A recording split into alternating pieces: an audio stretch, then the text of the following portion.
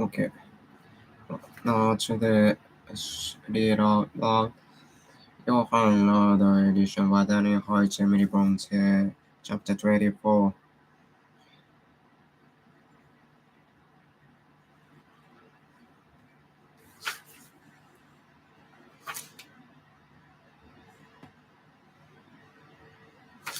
Okay. Chapter 24. Catherine tells Miss Dean about her secret visit to Rington. When I got well, I asked Catherine to spend the evenings with me reading. She kept asking me if I wasn't tired. She asked me to go to bed. Finally, she went to her room. On the third night, she wouldn't even sit with me. When I went up to say goodnight to her, she was gone. I sat in her window in the dark to wait. I saw her slip from. I saw her slip from her house and enter the house softly. I stood up when she entered the dark room. She falls. My dear Miss Catherine, where you have been speak. She burst into tears and thought how I'm sure on my neck. I was so afraid of you being angry, Aaron. Aaron promised not to be angry, and I will tell you the word truth. I assure her I will not be angry. We sat down together. We sat down together, and she said, I have been spending a couple hours every evening with Rachel. It was not to assume myself. I was often very unhappy the whole time there. Well, during one visit, he was in a good mood, but during another one, we nearly argued about good weather. He would like to lie on the grass, but I would like to see all the flowers, hear all the birds, and watch the grass move waves to the breeze. I said his heaven would be only half arrived, and he said mine would be drunk. And so we began to argue. But we became friends again. We agreed to wait for the weather and tried both. One day I met Charlton and he spelled out his name over the door to me, but he couldn't read. So I laughed at him and he was very embarrassed. I scolded Catherine there. I scolded Catherine here. Hilton is your cousin too. You should not be so mean to him. He didn't let to please you. You should not have been rude. We were just as bright a child as you. It is only that his grief has raised him greatly. Another time she continued, he was sick. When Hilton came into the room shouting and made us go to the kitchen, it was so angry. He kept shouting. Then he coughed and fell blood from his mouth as he lay on the floor. And the next time I visited him, he was feeling better, but he wouldn't speak to me for an hour. Finally, he said that it was my fault. There had been an argument. How strange he was. I decided to make one last visit to say goodbye. Then he told me, I sometimes think I'm worthless. As Papa says, I'm so angry and I hate everybody. You may say goodbye and be finished with me, but Catherine believed that I would like to be as sweet, as kind, and good as you are. Your kindness has made me love you deeper than if I deserve your love. I will regret to my death that I wicked you. Weak too. We both cried the whole time we were together, and the other times. Now his suffering and how his selflessness, I have run to be painted with him. But Aaron, don't tell Papa. No one is hard if I continue to visit Linton. I told her father the whole story that night, and he spoke with her gently in the morning. Kathy cried and groaned, but he was firm. He promised to write Linton, and I invited him to visit us at the guns.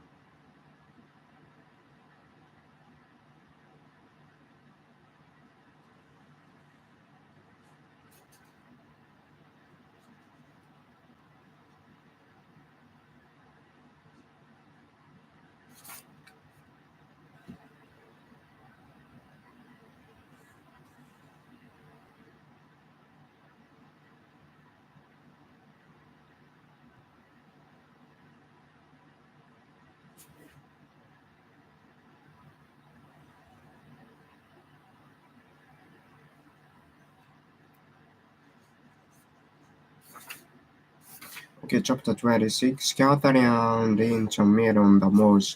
It was midsummer before Catherine and Linton met her their first ride on Grand Land with me. However, as we approached the crossroad where we were supposed to meet, a serving course ahead, Master Linton would be very grateful if you come this direction a bit, he told us. Then we leave Grandson at once and break our promise to your father.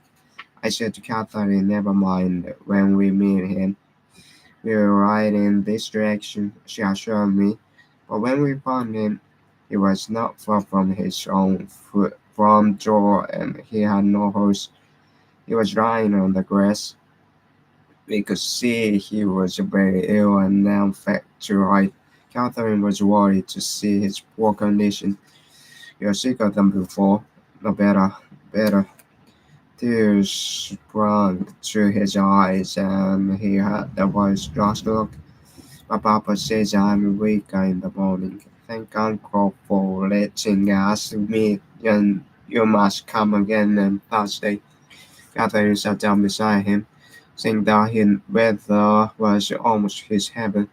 She tried to cheer him up, telling him stories, but he said nothing and seemed absorbed in his sickness. I think you'll be more comfortable at home. You have grown wiser than me in these last 6 months. If I could wait you, I would stay, but I cannot. Do not leave me, Linton said, and his head fell on his chest and sleep as he groaned in pain. And let us go back to Papa while until he wakes. You are mildly eager to come and meet. Your interest has quickly disappeared. At least his health is better than before. Catherine told me he used to complain about his suffering, but now he says nothing. I think he's purpose. Papa's coming in to cry and held on to Catherine's arm. I hear him. We saw him heard nothing, but Linton looked around, frightened. Linton, I will come again on Thursday, but now I'm going home. We light up boy offering up thanks to Mr. Edgar, but it didn't say much else.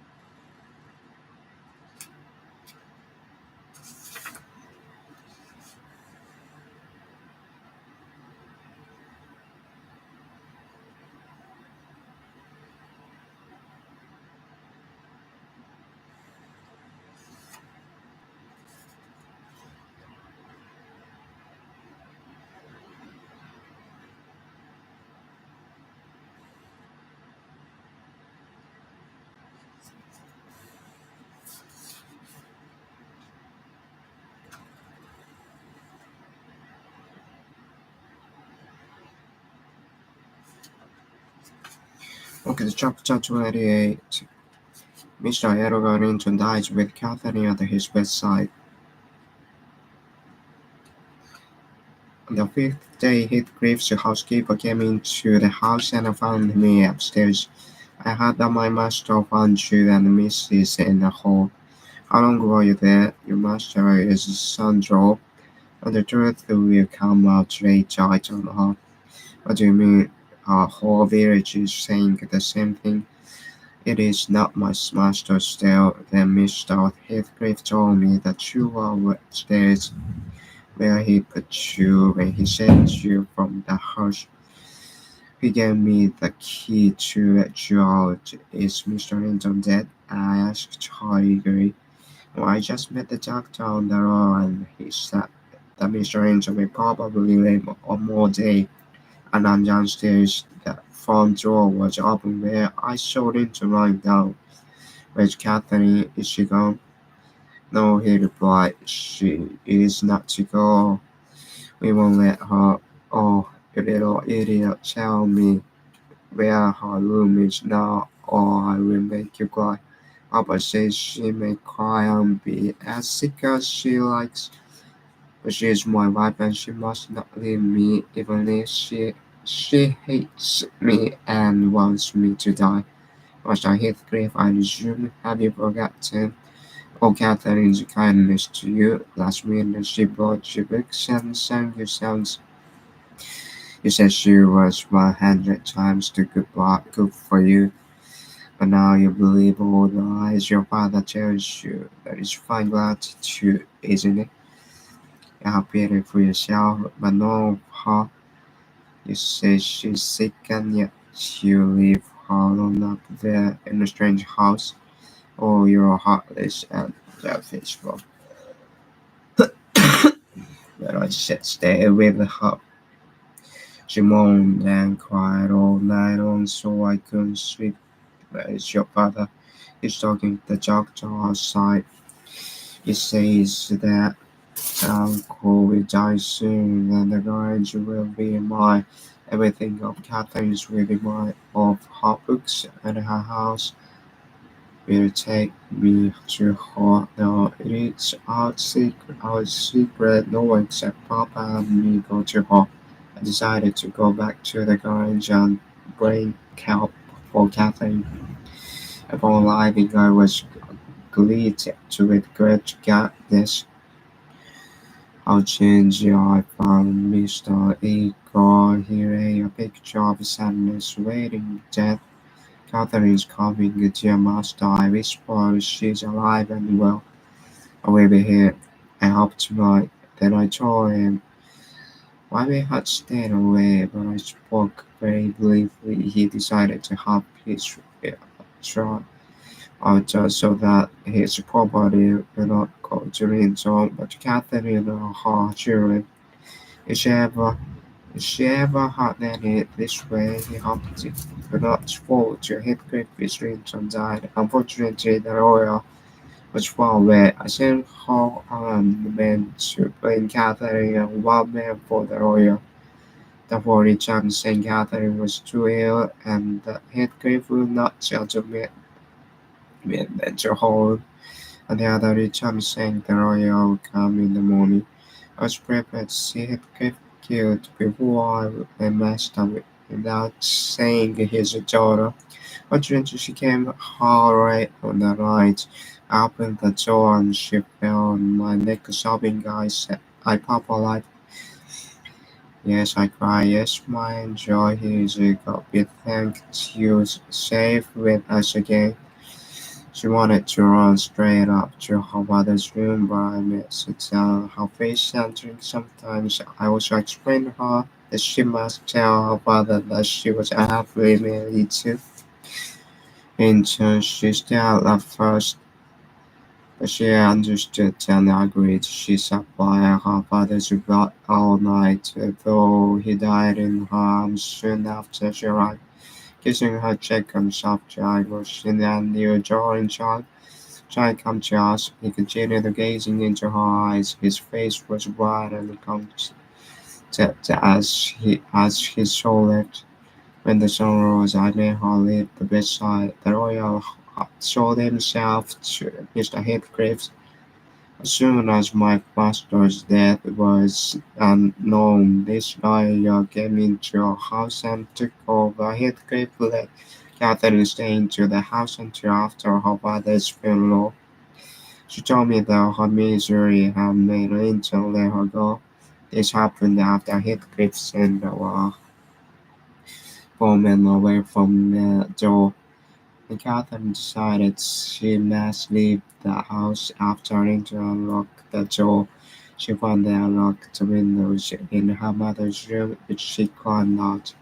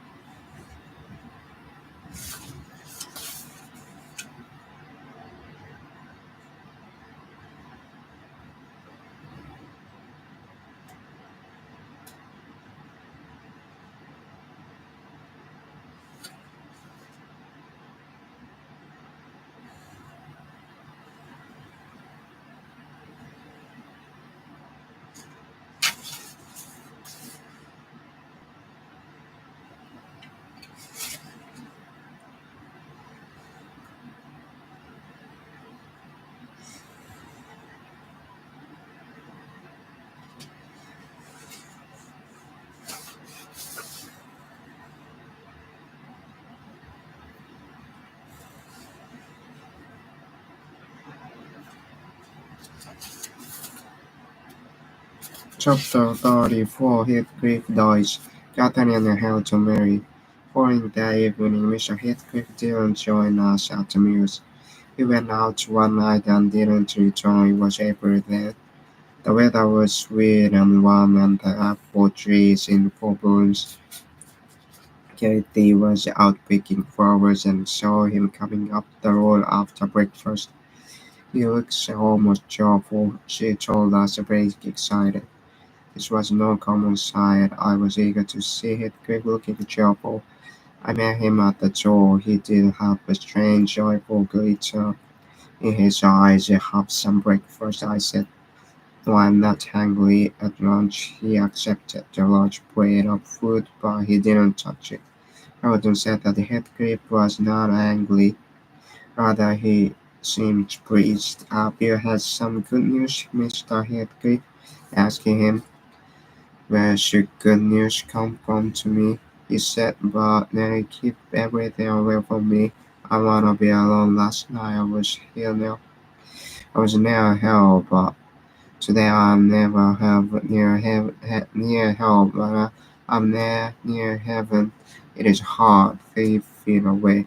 When I went in to give him supper, I saw his bright I saw his deep black eyes, the smile and the paleness. He looked more like a fine lamb.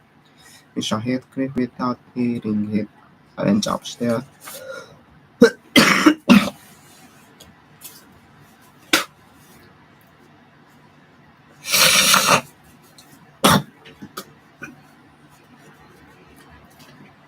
Sorry. He came down for breakfast. I didn't eat anything. He was just there, something in front of him. Though we couldn't see then his son shot down the garden path and disappeared later. He called me to him early in the morning. I need to see the area. I have not decided how to leave my property.